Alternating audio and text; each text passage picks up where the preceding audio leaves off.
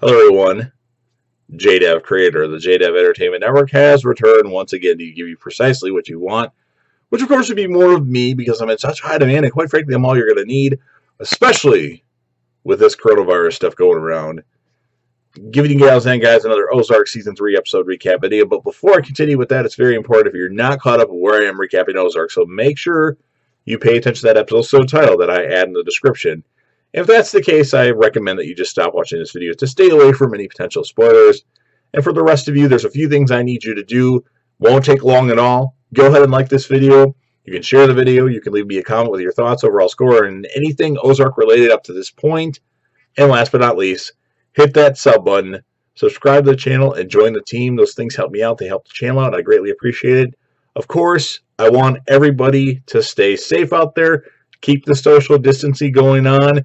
Hopefully, someday soon, we'll be behind. This will be behind us, and we can get back to life as we're used to. And I appreciate you guys watching the videos. And I'm going to get through all these today. Well, maybe not today, but by tomorrow at a certain point, I'll be done with Ozark for a while. And then we can discuss what we want to do next. So appreciate it. Everybody stay safe, and let's get on with the recap. Ozark Season 3, Episode 5. The episode title is called "It Came from Michoacán." Wendy, since Marty had just returned home, explains Ruth's laundering team to him, the smurfing, and as part of Marty's plan to phase it out, Wendy asks Sam to intentionally lose a large sum at the casino, which will be repaid in cash. Now, Ruth tells Frank Jr. to stop loan sharking because Marty's plan includes extending customers' lines of credit.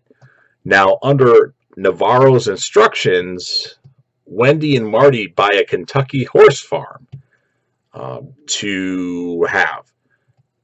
Erin, that's Helen Pierce's daughter, insists on spending time with Tommy and his crazy-looking mustache, the guy that is one of the Cosgrove employee who helped set the casino on fire and who was talking to Petty's ex-boyfriend, Evans. He, that would be Tommy, recognizes Helen Pierce's name and snoops in on the Bird house. Now, Cosgrove's employees make their scheduled cash drop to Ruth, and then they decide they won't take the money out. They have her go in the truck. Then they lock her in the truck and take her for a bruising ride, which she calls Ben to get help, and he eventually comes to pick her up on the side of the road somewhere. Wyatt lies at the custody hearing so Darlene can keep Zeke. Wendy obtains some information on Maya that makes her seem incorruptible, but Marty sees an opening. Now, this is weird. This was one of the weirdest scenes I've ever seen in a TV show, just because, I didn't think they'd go this route. Darlene and Wyatt begin a sexual relationship. Now, Wyatt, I thought, was going to end up with Charlotte.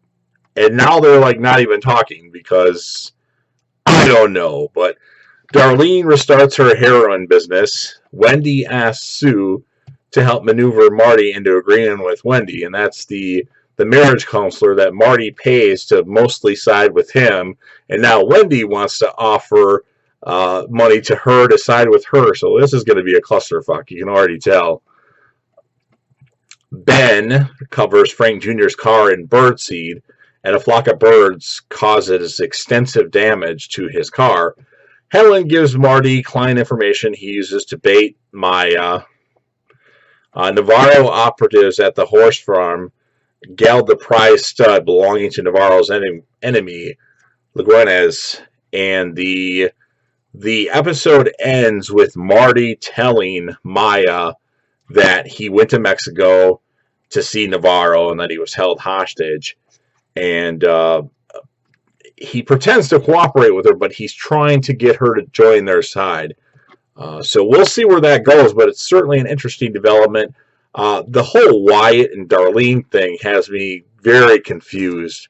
I don't know what to make of that, and I'm still mad that we haven't seen Rachel yet, so hopefully Rachel shows up soon, just, for a couple of scenes at least. We need to see what's going on with the Blue Cat. And we need to see what's going on at Lickety Splits, too, which we saw the Sam there. I think he was there. That's where she met him, behind the building. But I don't know. I'll give the episode an 8.4 out of 10 because it certainly was interesting and it certainly moved the story. I want to hear your thoughts, especially with the weird Darlene Wyatt hookup. We got to talk about this. Anything else, obviously, we can talk about. Just make sure it's nothing after this episode for those that haven't got this far past this episode yet. And I appreciate it. Make sure you like it. Make sure you share it. And hit that sub button if you haven't yet. Join the team. And, of course, J-Deb will be back again soon. Probably very soon after I watch the next episode and get my notes ready with another. Peace.